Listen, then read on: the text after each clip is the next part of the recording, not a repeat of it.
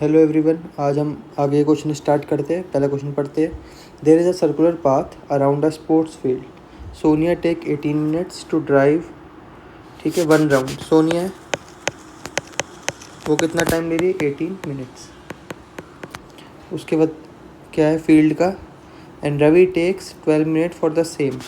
एक रवि है, वो ले रहा है इसके लिए 12 minute for the same. Suppose that they both start at the same point and at the same time and go in the same direction. After how many minutes will they meet again in a straight starting point? एक चीज़ है, एक circle है।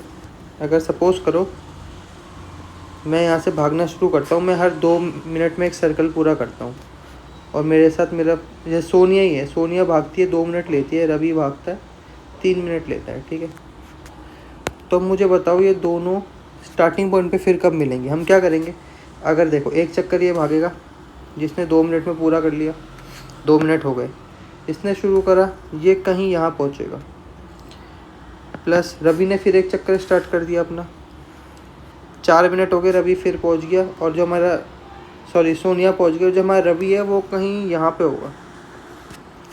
फिर सोनिया ने एक और चक्कर मार लिया, वो यहाँ पहुँच गई और रवि अब यहाँ पहुँचा है। ठीक है, मतलब दोनों का हमने क्या निकाला? एक तरीके से हमने लीस्ट कॉमन मल्टीपल निकाल लिया ना। जो दोनों का मल्टीपल होगा उसी में आके मिलेंगे। तो इस क्वेश्चन में भी हमें वही करना है, हमें एक एलसीएम निकालना है। ठीक है, तो हम आगे शुरू करते हैं। सबसे पहले क्या करना है, हमें देखना है। तो हम क्या लिखेंगे? The minimum time they will meet. वो क्या होगा? एलसीएम होगा किसका? 18 और 12 का। तो कर देते हैं, पहले 18 के फैक्टर लिखते हैं। क्या होते हैं?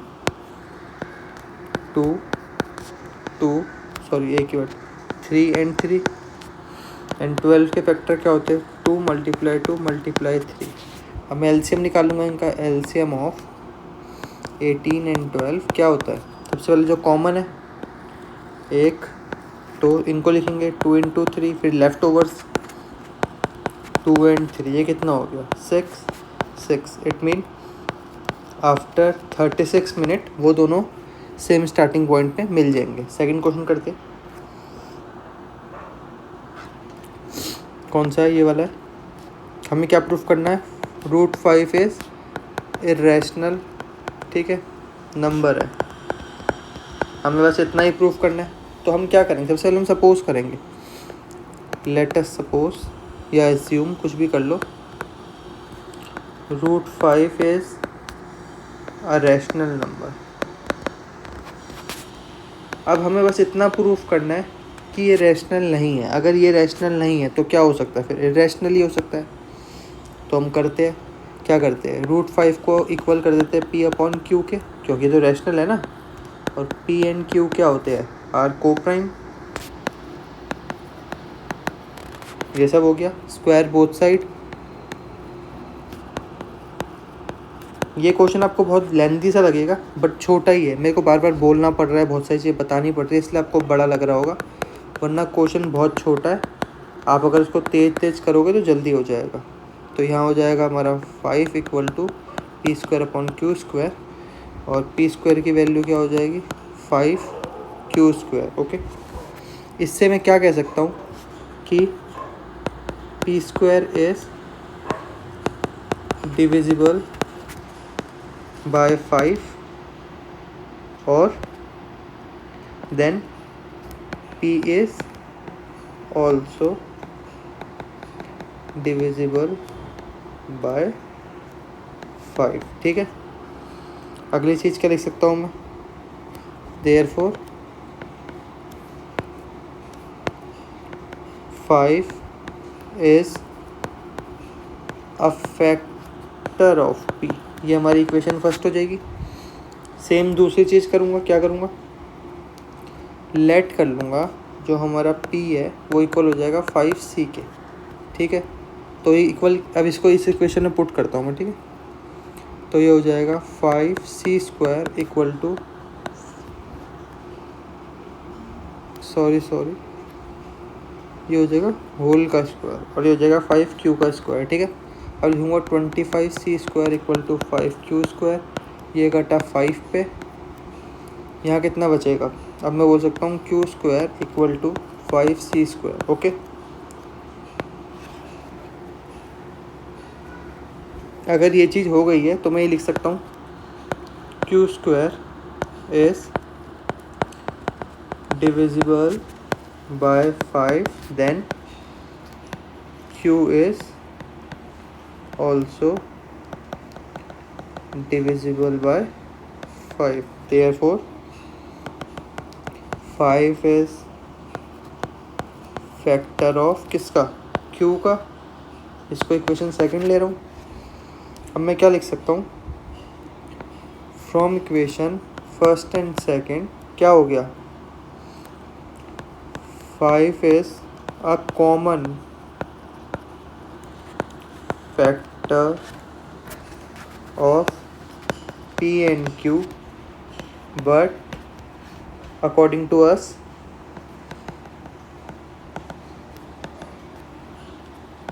क्या था? P and Q are co-prime। अगर हम उसे co-prime बोल रहे हैं बट वहाँ पे क्या दिख रहा है हमें कि 5 तो दोनों का फैक्टर है, तो मैं क्या लिख सकता हूँ? इट इज़ अ contradiction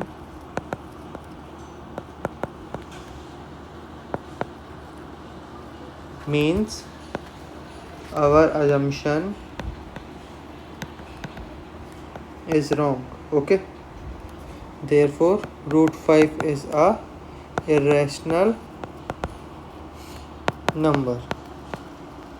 बस हमें इतना ही प्रूफ करना था, ये हो गया। ये क्वेश्चन बड़ा नहीं है, ये क्वेश्चन देखो वैसे तो बड़ा नहीं है, अगर तुम्हें एक बार इसको आदत पड़ जाएगी करने की, छोटा क्वेश्चन है, मीन्स अराउंड 2 मिनट्स लेगा ये क्वेश्चन सॉल्व होने में, अगर आपको आता है तो। और ये पेपर में कंफर्म है कि क्वेश्चन आएगा। यहाँ पे रूट 5 है, क्या पता रूट 3 आ जाए, रूट 2 आ जाए, कुछ भी आ जाए, पर ये क्वेश्चन जरूर आएगा। इसका नेक्स्ट पार्ट करते हैं। वो क्या है? 3 + 2 रूट 5 को इरेशनल प्रूफ करना है। लिख लेंगे सबसे पहले तो भाई, let us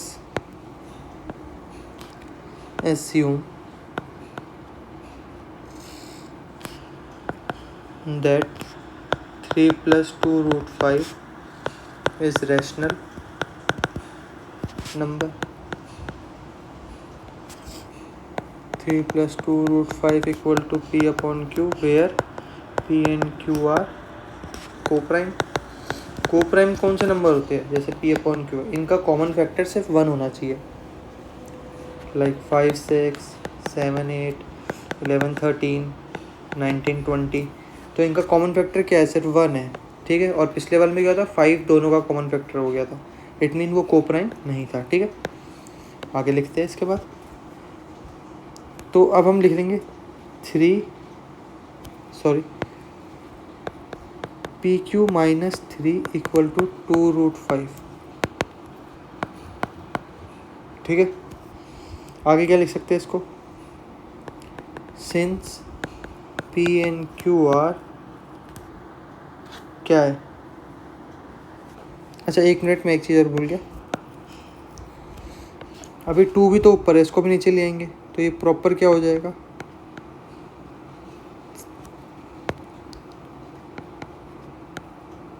ये इन सब के डिवाइड में नीचे आ जाएगा। अगर इसको मेरे को प्रॉपर सॉल्व करना है तो ये लिखना पड़ेगा P - 3Q/2Q equal to root 5। अब मैं वो लिख सकता हूँ, since P and Q are integers, therefore P - 3Q इतना, ये क्या हो जाएगा? Is rational number. तो हमको पता है, we know that root 5 is irrational. It mean हमारी कॉन्ट्राडिक्शन फिर से ये हमको कॉन्ट्राडिक्शन दे रहा है। दिस कॉन्ट्राडिक्शन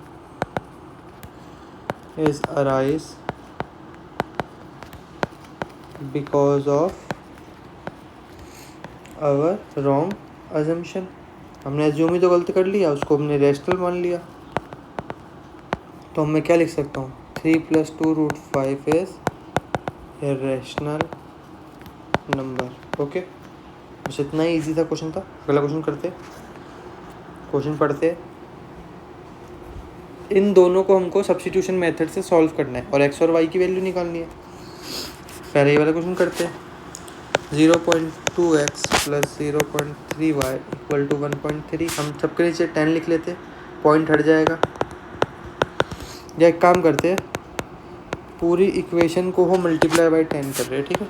तो यहाँ क्या हो जाएगा, 2x + 3y = 13। तो यहाँ से x की वैल्यू क्या आ जाएगी,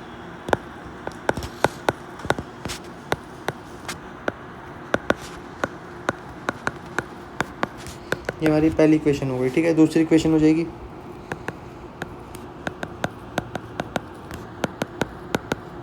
इसको भी बोथ साइड मल्टीप्लाई 10 कर लिया पूरी इक्वेशन को, ठीक है। ये यहाँ तक और ये यहाँ तक मान लो। तो ये हो जाएगा 4x + 5y = 23। Equation second, put the value of x in equation second. इस x की वैल्यू को कहाँ पुट कर देंगे हम, इस वाली इक्वेशन में, ठीक है। पुट कर देते हैं, क्या होगा, 4 ब्रैकेट 13 - 3y / 2 + 5y = 23। 2 से कटा 2, आगे सॉल्व करना होगा 26 - 6y + 5y = 23, ठीक है। ये दोनों आपस में y बना लेंगे माइनस का, और ये इस तरफ आगे माइनस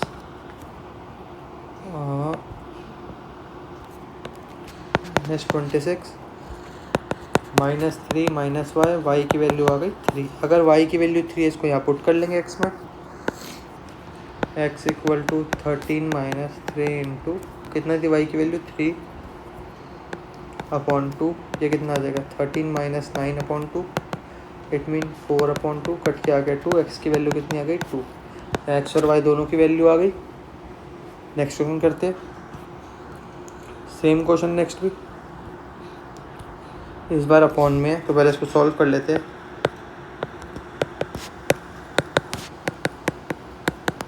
सबसे पहले एलसीएम ले लेते हैं। ये हो जाएगा 2x + 3y / 6 13/6। ये कट गया, इक्वेशन यही आ गई। ये वाली इक्वेशन में सेम ही दिख रही है ना, देख। तो कुछ नहीं करेंगे, यहाँ से भी x की वैल्यू निकाल लेंगे, सेम आ जाएगी। इक्वेशन फर्स्ट, दूसरी निकालनी है हमें। ओ सॉरी, हमने पहले नीचे y ले लिया, अब हम ऊपर y ले लेते। 3x / 2 - 5y / 3 = -2। इसको सॉल्व करते हैं, ये हो जाएगा 9x, ठीक है। 10y = 6, 9x - 10y = -12। ये हमारी इक्वेशन 2 बन गई। करेंगे put the value of x in equation second. Put कर लेते हैं, क्या करना है अब, इक्वेशन को पुट। तो ये हो जाएगा 9 ब्रैकेट 13 - 3y / 2 - 10y = -12। अब ये इसमें तो देखो होगा नहीं ना, मतलब ये ऐसे करके कटेंगे नहीं, तो हम सीधे इसको कर लेंगे अंदर। 117 इन दोनों करके आएगा, -27y -20y। ये इधर चलेगी, एलसीएम ले लिया पूरे के उसमें, ठीक है। नीचे आएगा 2 = -12। इन दोनों को सॉल्व करेंगे, -47y। और ये वाली चीज़ इधर ही रहेगी, और 2 आ जाएगा हमारा इस बार इस साइड, -24। तो 117 + 24 = 47। ये चीज़ इधर आ गई और ये चीज़ इधर आ गई। तो ये कितना हो जाएगा हमारा, 141। ये हो जाएगा 47y। यहाँ से y की वैल्यू आ जाएगी 3, y की वैल्यू 3 आ गई। अगर y की वैल्यू 3 है तो क्या करेंगे, x में पुट कर लेंगे।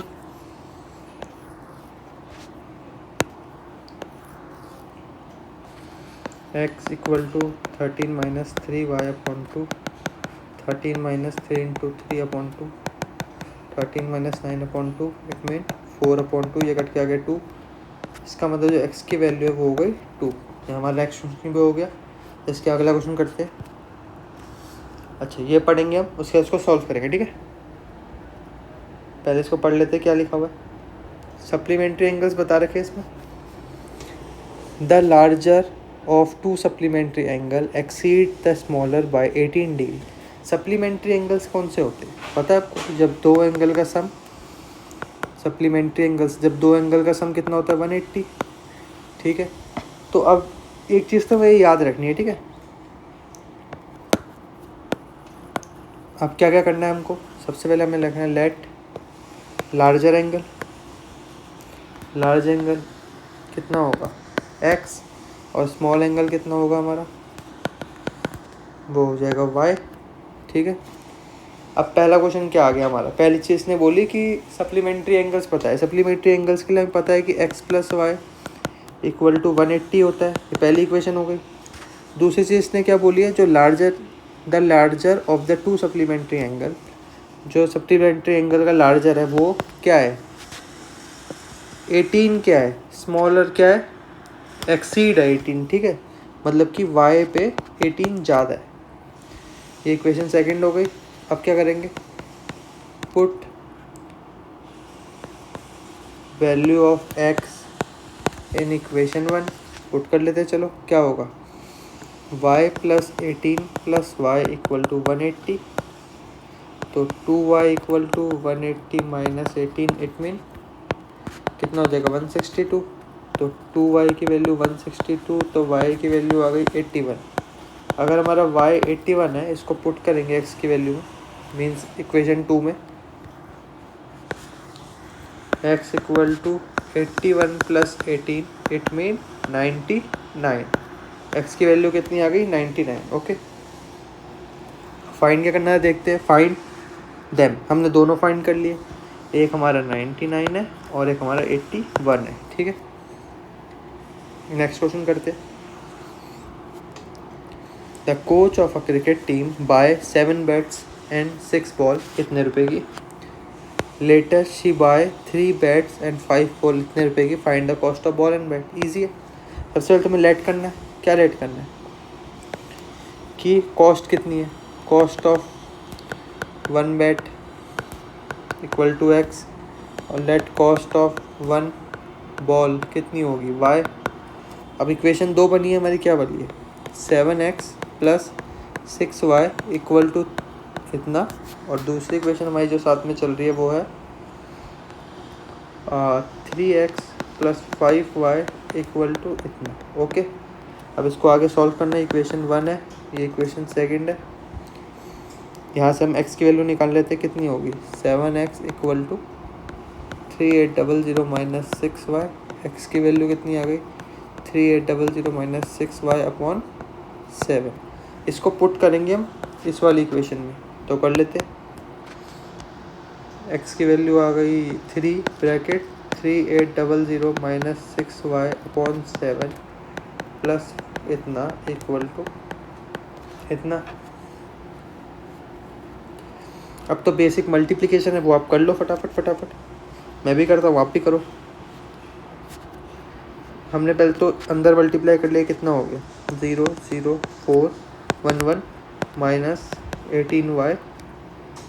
इधर से मैंने एलसीएम भी साथ में ले लिया, ठीक है, plus 35y upon 7 equal to इतना हो गया। इसको अगर मैं फर्दर सॉल्व करूँगा तो ये काट के आ जाएंगे हमारे 17y, वो भी पॉजिटिव। ये चीज़ इधर आ जाएगी,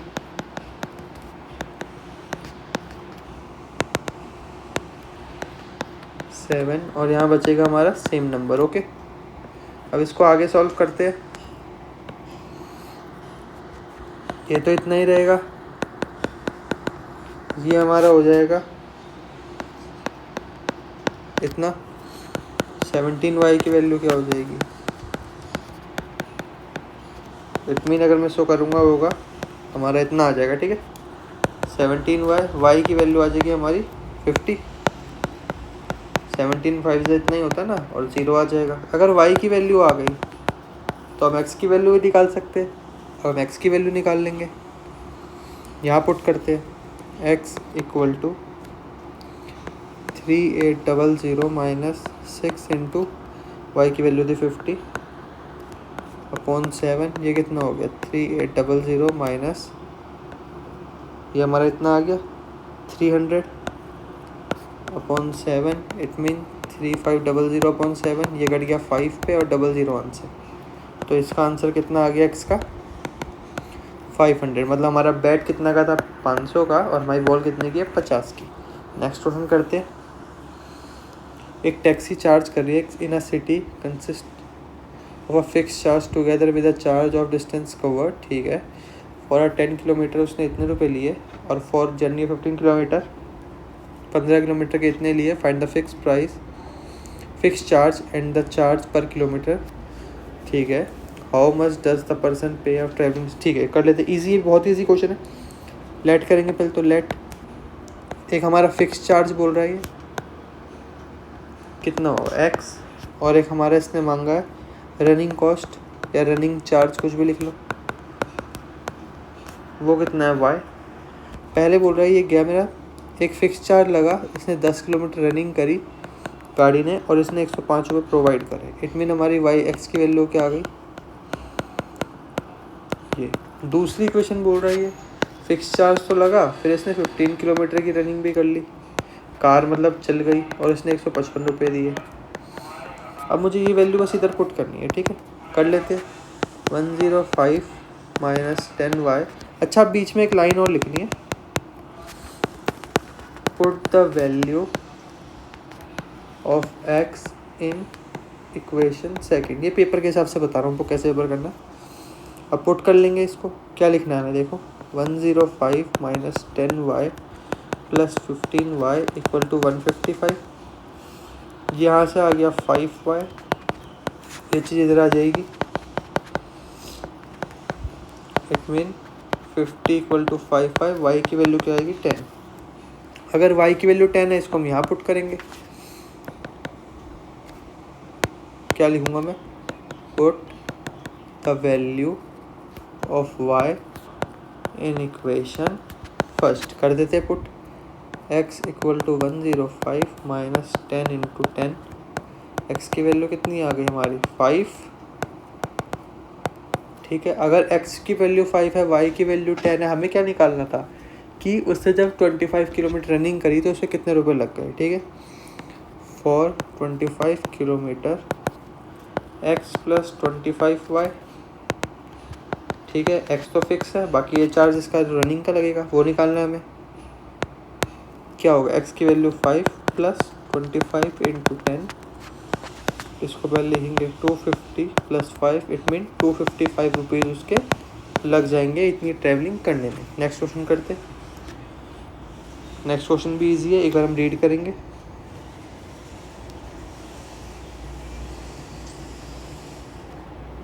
find the two consecutive positive integers sum of whose squares is इतना, ठीक है। लेट करते हैं कॉन्जिक्यूटिव इंटीजर क्या होते हैं।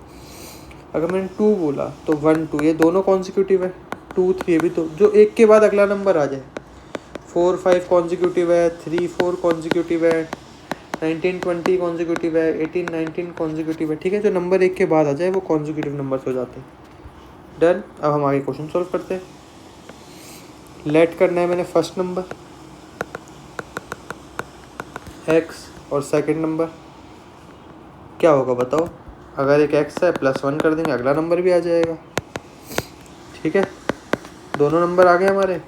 अब सॉल्व करेंगे। क्या बोल रहा है, सम ऑफ हुज स्क्वायर, उनके स्क्वायर का सम करना है। स्क्वायर कितना होगा, x का स्क्वायर प्लस x प्लस 1 का स्क्वायर कितना है इतना, x स्क्वायर प्लस इसका करेंगे a square plus b square plus 2ab equal to इतना।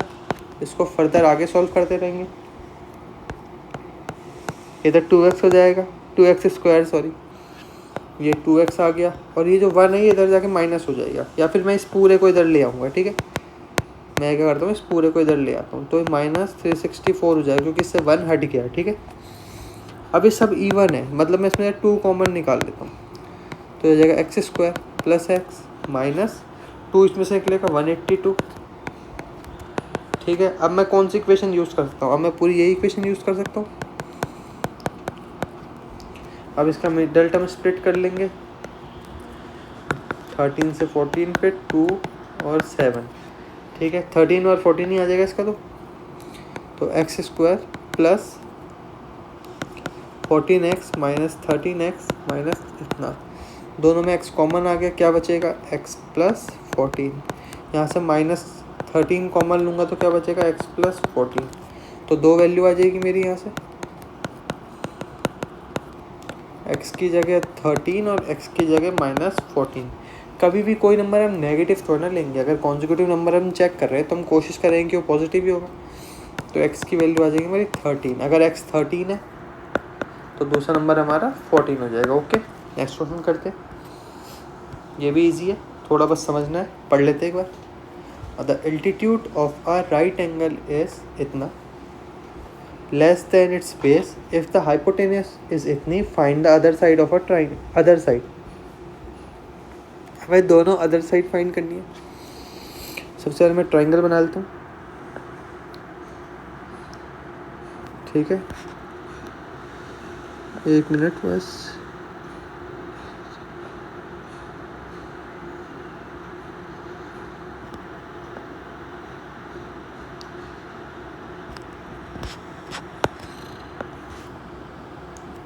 ये एक राइट एंगल ट्राइंगल बन गया, इसकी ये वाला एंगल हमारा 90 होगा, पेन चेंज कर लेते जरा। इसने क्या बोला है, जो हाइपोटेनस है 13, ये हो गया A B and C। उसने क्या बोला, लेट कर लिया हमने, let base equal to x, और जो हमारा नंबर है वो कितना लेस है, एल्टीट्यूड 7 लेस है, मतलब ये x - 7 हो जाएगा, एंड एल्टीट्यूड कितना हो जाएगा हमारा x - 7। अब इसमें हम पाइथागोरस लगा देंगे, means h² equal to p² plus b², h² मतलब 13 का स्क्वायर, p² x - 7 का square plus base x², 169 equal to x² plus 49 minus 14x plus x², a² plus b² minus 2ab, ये वाला फॉर्मूला लगा दिया मैंने इसमें। आगे सॉल्व करता हूँ, ये 2 जगह 0, ये वाली पूरी टर्म इधर आ रही है और ये और ये प्लस हो रहे हैं, 2x², ठीक है, x की टर्म एक ही है तो वही आएगी, और बाकी अब इसमें हो जाएगा प्लस 49 और माइनस 169, तो इसको करके क्या लिख सकता हूँ मैं दोनों को, 120, वो भी कौन सा, माइनस का, क्यों, क्योंकि जब ये इधर से इधर आइए पॉजिटिव था, इधर आके नेगेटिव हो जाएगा। फिर से सब में 2 कॉमन है, 2 बाहर निकाल लेता हूँ और इसको दूसरी साइड भेज दिया मैंने 2 को, ठीक है। 0 से कुछ भी डिवाइड करोगे आंसर वही रहेगा। मिडिल टर्म स्प्लिट कर लेते, 60 की 2 आ जाएगा 30, फिर 2 15, 3 5 और 5 1, क्या बनाना है 7, ठीक है बन गया। ये 3 और 3 2 = 6, 2 6 = 12, 12 में से अगर 5 गए तो 7 आ जाता है, ठीक है। तो यही वाली तरीका लगा लेंगे हम।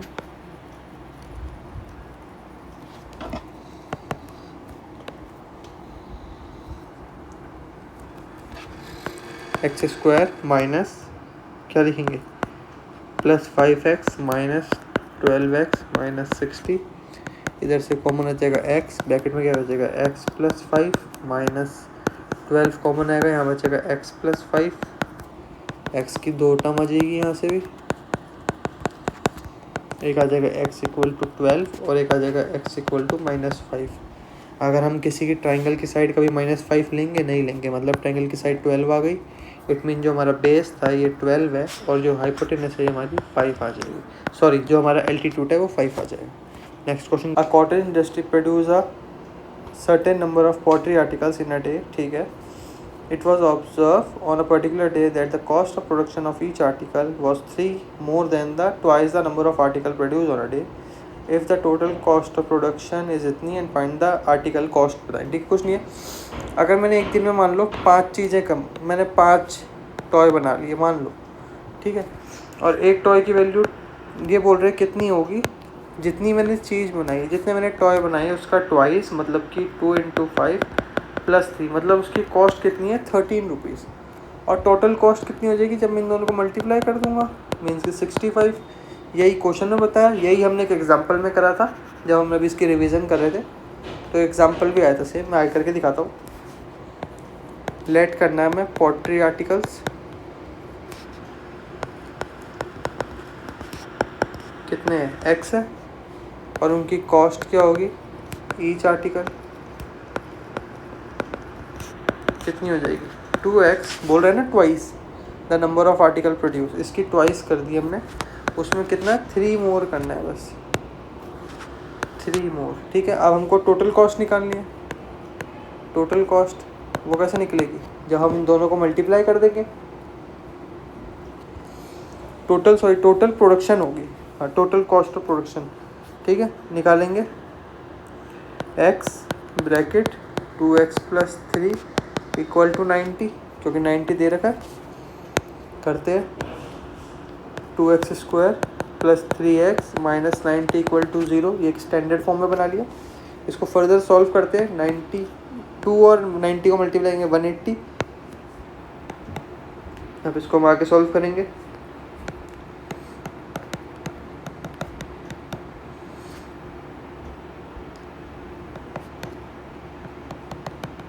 ठीक है, तो बना लेते हैं. ठीक है, बन गया 12 और 15. जितने ज़्यादा क्वेश्चन करोगे उतनी जल्दी आपके बनेंगे, क्योंकि प्रैक्टिस हो जाएगी आपको भी.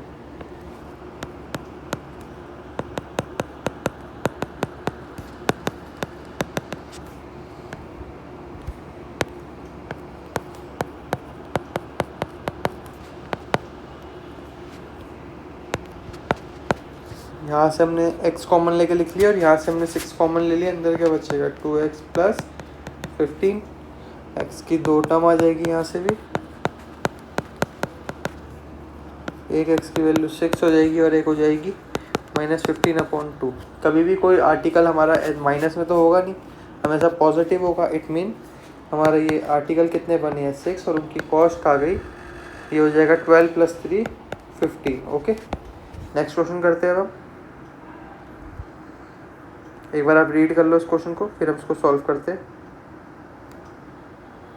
क्या बोल रहा है, west term of an AP, ये एपी है हमारे पास, विल बी इतना मोर देन द इट्स इतनी टर्म से.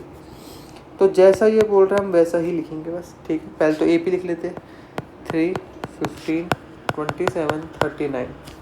एपी क्यों लिखी है, क्योंकि इससे हमें चाहिए A means 3 and D common difference कितना चाहिए 15 - 3, मतलब कि A2 - A1.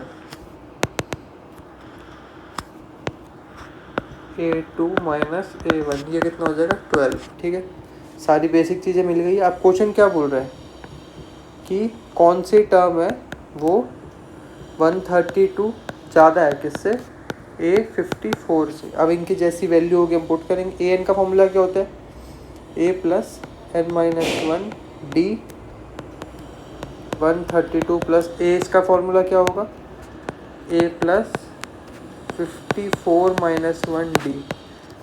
ठीक है, अब ये हो जाएगा हमारा, देखो a से तो a ऐसी कट गया, इसको लिखने की ज़रूरत नहीं है.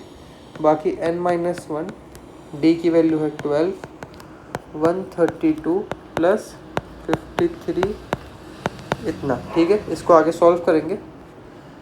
ये तो हो जाएगा हमारा 12n - n -12 132 प्लस ये हो जाएगा हमारा 12 3 = 36, 3 आ जाएगा इतना 60 और 63. ठीक है, ये आ गया हमारा 63. इसको भी प्लस कर लेंगे 8 6 7, ये हमारा इतना आ जाएगा. यहाँ से 12n की वैल्यू हो जाएगी इट मीन इतना, और ये 12 के टेबल में आता है हमें पता है. कितने पे जाएगा अब आप ये बताओ? 65, ठीक है। n की वैल्यू आ गई 65 और हमसे क्या पूछा था? हाँ विस टर्म, कौन सी टर्म होगी, तो वो 65 टर्म होगी, ठीक है। अगर आप चाहोगे हमें 65 टर्म निकालनी है, आप वो भी निकाल सकते हो, निकाल लेते हैं।